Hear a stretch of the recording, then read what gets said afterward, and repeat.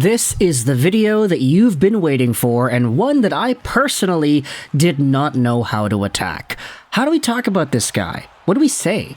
There's so much good that we can say that it feels kind of overwhelming. But I'll say this right here. When it comes to Vancouver Canucks defenseman Quinn Hughes, and I'm saying that because I know it's a thing on TikTok. Like, I didn't realize that was his full name, but Elias Pettersson yesterday on Instagram put it on his story, so I was like, oh, okay, like, that's a interesting phrase. We could use that in the video tomorrow. But when it comes to Quinn Hughes, this guy is the front runner, in my opinion, for the Norris Trophy in the NHL. And here's why. So, let's talk about the defenseman race. Let's talk about what Captain Quinn has done for this team. Let's talk about his game last night. Let's go over some tweets. Let's do it all in this video today.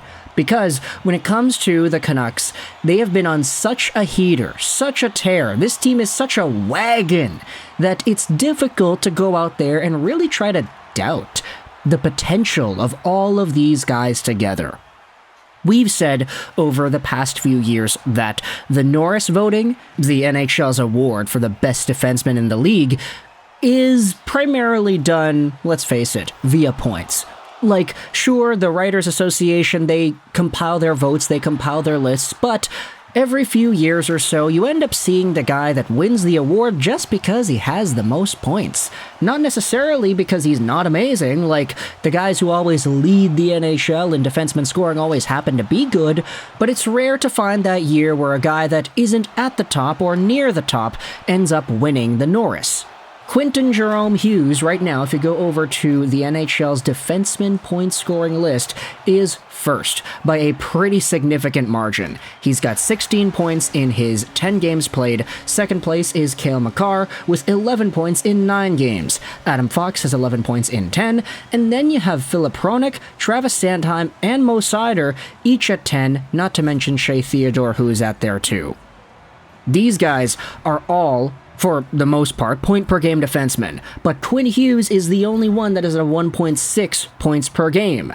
His 5-point night yesterday really solidified that deal. He was way over a point per game beforehand. Now he has taken this race by storm. Here's a tweet made by Big Head Hockey, just talking about the dominance that Quinn Hughes has displayed. For defensemen in the NHL, he leads the league in goals, assists, points, plus-minus, even strength goals, and even strength points. Quinn is number 1 in all of these categories, and all the replies go out there and say, oh yeah, 3B, man. Dom Lucian. We had talked about that controversy already a few weeks ago, so if you wanted to check that video out, see what's going on with Dom and the Quinn Hughes drama, it's there for you. But because of Quinn Hughes' just extraordinary play over the past few days, we had ourselves the NHLPA saying that we see you, Quinn Hughes. While the Canucks captain finds himself atop the NHL scoring leaderboard amongst defensemen, Quinn also paced all skaters with 7 assists and 10 points as the NHLPA's Player of the Week. Quinn Hughes had himself 10 points in the last week, which is first in the league. Not even just amongst defensemen, but in the entire league in general. Quinn Hughes outscored everybody in the past week. 3 multi-point games, a 5-point game, and 2 goals, including a game winner against the St. Louis Blues.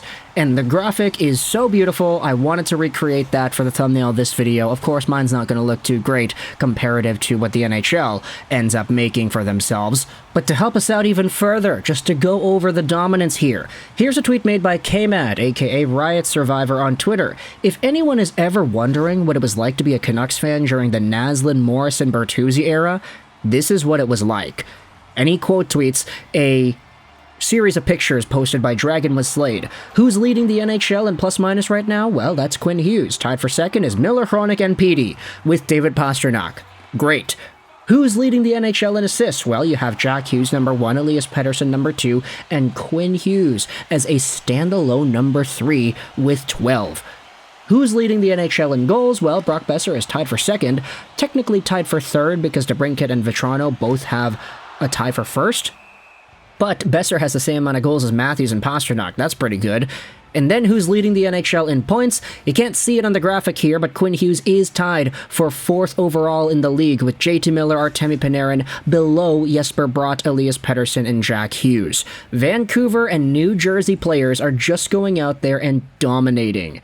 And because of this, we now have all the poking fun at the Eastern media, at Dom from The Athletic. Everybody's going out there talking about the Norris voters being asleep because they don't watch Canucks games that start at 10 p.m. their time. Rick Dollywell says this: Quinn Hughes has 8 points in his last 6 periods. 5 points tonight. 16 points on the season in his 10th game.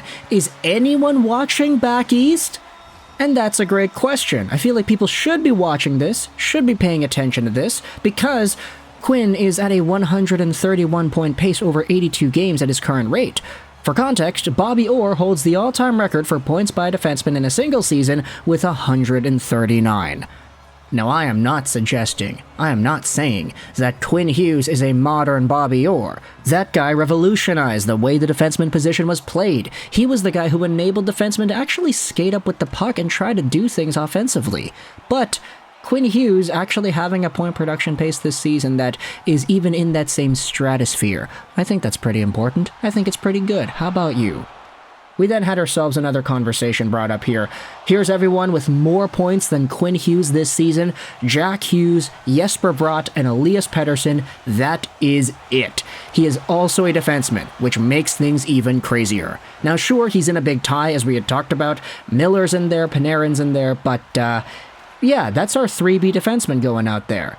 And to really hammer the point home, we're going over to Dom Lucian last night because he tweeted this out near the end of the San Jose game. Quinn Hughes saw that I wrote there's a spot in Tier 2 with his name on it if he keeps this up, and he went out tonight and said it's Tier 1 or nothing. I simply have to respect that. And we have a glorious reply from Chester Mang telling Dom, make sure you get Hughes something nice for Father's Day. Oh, that is stone freaking cold, baby. I love it. At the end of the day, if Quinn Hughes goes out there and continues this production, he has a season for the ages. He bests out the Vancouver Canucks record for most points in one season by a defenseman, which is held by him. In fact, the top 2 highest productive seasons by a defenseman in the Vancouver Canucks' entire history books. It's both Quinn Hughes. He passed Doug Lidster 2 years ago. This season, whether he gets 130 points or not, maybe he gets a few fewer than that. If he goes out there and bests out his 76 points from last year, if he goes out there and maintains his stranglehold on the top of the NHL's defenseman points race, then there is a very good chance that voters on the east side will have to recognize him. Erik Karlsson got the votes because he was on a San Jose team that was god-awful and he got 100 points in the process. Hey, that's totally fine. If Quinn Hughes goes out there and let's say gets 110, I'm not going to go out there and dismiss the idea that that's possible, but let's just say he does do that.